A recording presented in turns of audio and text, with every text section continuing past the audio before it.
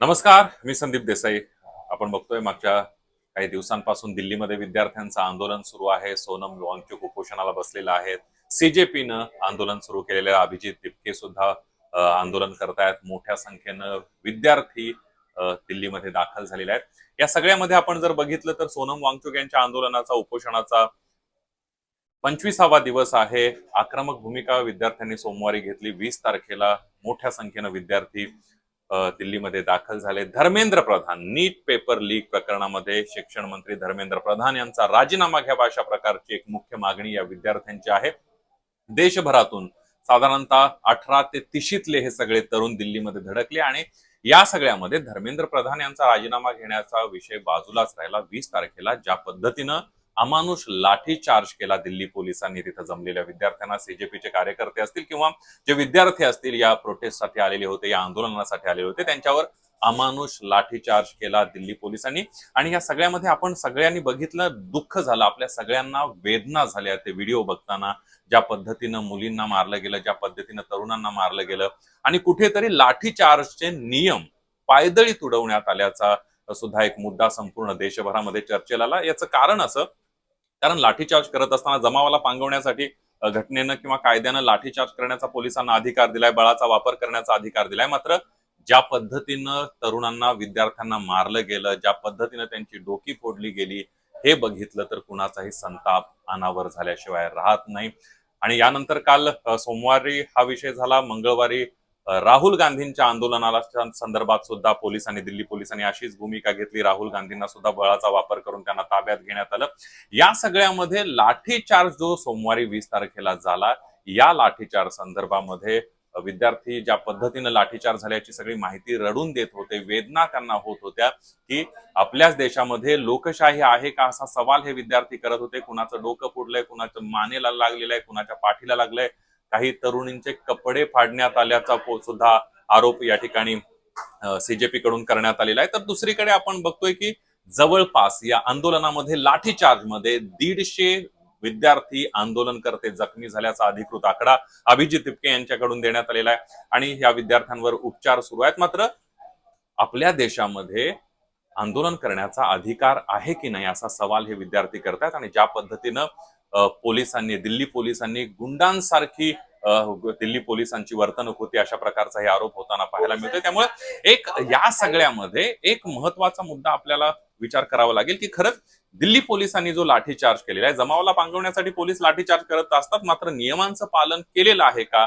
याचा आढावा या व्हिडिओमधून आपण करणार आहोत. आपण जर बघितलं तर भारतीय नागरिक सुरक्षा संहिता BNSS 2023 च कलम 148 हे सार्वजनिक सुव्यवस्था आणि शांतता राखण्याशी संबंधित आहे. हे कलम कार्यकारी दंडाधिकारी आणि पोलिसांना कायदेशीर जमाव पांगवण्यासाठी नागरी बळाचा वापर करण्याचा अधिकार देतात. आपण बघतोय भारतीय नागरिक सुरक्षा संहितेच्या अनुषंगाने पोलिसांना बळाचा वापर करण्यासाठी अधिकार दिला जातो. मात्र या सगळ्यामध्ये कायदेशीर किंवा घटनात्मक मर्यादा सुद्धा पोलिसांना घालून दिलेल्या आहेत. जर पोलिसांनी जमाव पांगवण्यासाठी, कारण आंदोलनकर्ते हे देशाचे नागरिक आहेत, आंदोलनकर्ते आपल्या मागण्या सरकारकडेच मांडणार, मात्र मर्यादा घालून दिलेल्या आहेत. घटनात्मक काही मर्यादा आहेत, कायदेशीर काही मर्यादा या पोलिसांना बळाचा वापर करताना करून दिलेल्या आहेत. आणि या सगळ्यामध्ये आपण जर बघितलं तर कायदेशीर आदेश काय, जमाव पांगवण्यासाठी पहिला यातला आपण नियम बघूयात कशा पद्धतीने जी मर्यादा आहेत पोलिसांच्या.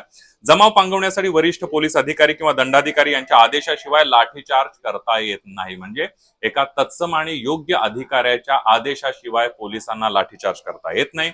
दुसरा यामधला महत्वाचा मुद्दा आहे की किमान बळाचा वापर करावा. म्हणजे जमाव पांगवण्यासाठी, जमाव असेल किंवा आंदोलकांना पांगवण्यासाठी किमान म्हणजे कमीत कमी बळाचा वापर पोलिसांनी करणं गरजेचं आहे. परिस्थिती नियंत्रणात आणण्यासाठी केवळ आवश्यक तेवढाच आणि कमीत कमी बळाचा वापर करणं कायद्यानं पोलिसांसाठी बंधनकारक आहे. मात्र 18 ते 30 वर्षांच्या मुलांना, विद्यार्थ्यांना लाठीचार्ज करताना कमीत कमी बळाचा वापर करण्यात आला पोलिसांकडून का, हाही महत्वाचा मुद्दा आहे. कारण हा सुद्धा नियम आहे, पोलिसांनी पायदळी तुडवल्याचं पाहायला मिळालं. यानंतरचा एक मुद्दा आहे तो म्हणजे चेतावणी देणं गरजेचं आहे. लाठीचार्ज करण्यापूर्वी जमावाला पांगवण्यासाठी पूर्वसूचना देणं गरजेचं आहे की लाठीचार्ज करण्या अगोदर जमावानं इथून निघून जावं किंवा आंदोलनातून माघार घ्यावी, इकडं ज्या पद्धतीने जे निषिद्ध एरिया आहे त्यामध्ये येऊ नये अशा प्रकारची चेतावणी देणं गरजेचं आहे. त्यानंतरचा पुढचा महत्वाचा मुद्दा आहे आणि ज्या मर्यादा आहेत लाठीचार्ज मधल्या तो सगळ्यात महत्वाचा आणि तो दिल्ली पोलिसांनी कुठेही पाळलेला दिसत नाही. त्या म्हणजे इजा टाळणे. मानवी हक्कांच्या नियमानुसार डोक्यावर, मानेवर किंवा शरीराच्या संवेदनशील भागावर लाठीचार्ज करू नये अशा प्रकारच्या सुद्धा मर्यादा पोलिसांना घालून दिलेल्या असतात. मात्र जर आपण दिल्ली पोलिसांनी ज्या विद्यार्थ्यांवर केलेला लाठीचार्ज बघितला तर कशा पद्धतीनं दिल्ली पोलिसांनी तरुणांना पायावर मारणं गरजेचं असतं लाठीचार्ज करत असताना, मात्र तरुणांच्या पाठीवर मारलं गेलं, त्यांच्या पोटावर मारलं गेलं, त्यांच्या मानेवर मारलं गेलं, विद्यार्थ्यांची डोकी फोडली गेली.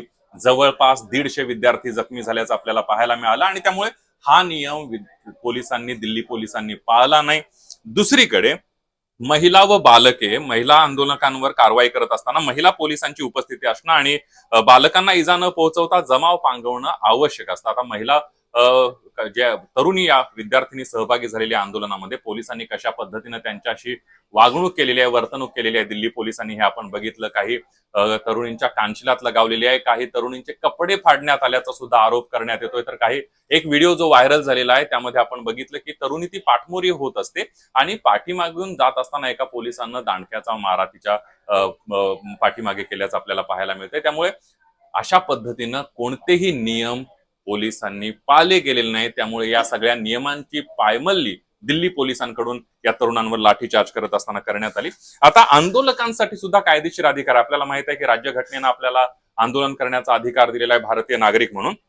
भारतीय राज्यघटनेच्या कलम 19(1) अंतर्गत नागरिकांना शांततापूर्ण मार्गाने आंदोलन करण्याचा मूलभूत अधिकार दिलेला आहे. आपले जे काही मूलभूत अधिकार आहेत त्यामधला आंदोलन करण्याचा कलम 19(1) अंतर्गत अधिकार देण्यात आलेला आहे. आणि या सगळ्यामध्ये जर आपण बघतोय की अवाजवी बळाचा वापर जर यंत्रणांकडून करण्यात आला तर आंदोलकांना त्याचा विरोध करता येतो. जर पोलिसांनी शांततापूर्ण जमावावर अवाजवी लाठीचार्ज केला किंवा मानवी हक्कांचं उल्लंघन केलं तर नागरिक त्याविरोधात पोलीस ठाण्यामध्ये किंवा मानवाधिकार आयोगाकडे तक्रार दाखल करू शकतात. त्यांना तिथं न्याय मागता येऊ शकतो. आणि त्यामुळे एकंदरीतच दिल्ली पोलिसांनी ज्या पद्धतीनं विद्यार्थ्यांवर अमानुष लाठीचार्ज केलेला आहे त्या विरोधात देशभरामधून संताप आहे. आणि ज्या पद्धतीनं जरी यंत्रणांना पोलिसांना लाठीचार्जचा अधिकार दिलेला असला तरी सुद्धा कायद्यानं काही मर्यादा आहेत. वेळोवेळी सर्वोच्च न्यायालयाने ज्या काही सुनावण्या घेतलेल्या आहेत त्या संदर्भात सुद्धा काही मर्यादा या पोलीस बळाचा वापर करताना घालून दिलेल्या आहेत, त्या कुठेही पाळल्या गेल्याचं आपल्याला माहित नाही. मात्र आपण जर बघितलं यामध्ये जर पोलिसांनी शांततापूर्ण जमावावर आवाजवी लाठीचार्ज केला किंवा मानवी हक्कांचं उल्लंघन केलं तर नागरिक त्याविरोधात पोलीस ठाण्यामध्ये किंवा मानवाधिकार आयोगाकडे तक्रार दाखल करू शकतात. मात्र सीजेपीनं सुप्रीम कोर्टामध्ये हा विषय नेलेला होता. काल तत्काळ सुनावणी करण्यास सुप्रीम कोर्टानं नकार दिला. मात्र आज सुनावणी केली आणि सरन्यायाधीश यांनी काय सांगितलं, सरन्यायाधीश सांगितलं तुमचे मारहाण झालेले व्हिडिओ बघण्यात आम्हाला कोणताही वेळ नाही, आमचा वेळ वाया घालू नका.